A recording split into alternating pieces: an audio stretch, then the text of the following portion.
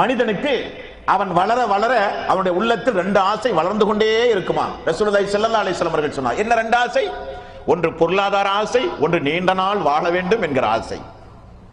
இன்னொரு இடத்தில் ரசூலுல்லாஹி ஸல்லல்லாஹு அலைஹி வஸல்லம் அவர்கள் சொன்னார்கள், முதியவருக்கு ரெண்டு விஷயத்தில் எப்பொழுதும் இளமையாம். வார்த்தை பாருங்கள், அவர் முதுமையாக இருப்பார், ஆனால் அவர் ரெண்டு காரியத்தில் இளமையாகவே இருப்பார். அந்த ரெண்டு காரியம், ஒன்று பொருளாதாரம், ஒன்று நீண்ட காலம் வாழ வேண்டும் என்கிற ஒரு ஆசை. இதில் அவர் எப்பொழுதும் இளமையாகவே இருப்பார் என்றார்கள் ரசூலுல்லாஹி ஸல்லல்லாஹு அலைஹி வஸல்லம். அப்படிப்பட்ட இந்த உலகத்தில் பொருளாதாரத்திற்காக வேண்டிதான் மனிதன் இந்த உலகத்தில் எல்லா அநியாயங்களையும் செய்கிறான். அக்கிரமங்களை செய்ய மனிதன் துணிகிறான். ஒரு சான் நிலத்திற்காக கூட உடன் பிறந்த தம்பியை கூட வெட்டி கொலை செய்கிற பாவிகள் இந்த மனித சமுதாயத்தில் உண்டு. பொருளாதாரத்திற்காக வேண்டிதான், ஒரு ஜான் வயிற்றை காப்பாற்ற வேண்டும் என்பதற்காகத்தான் எல்லா ஹராம்களையும் மக்கள் செய்கிறார்கள். ஒரு காலம் வரும்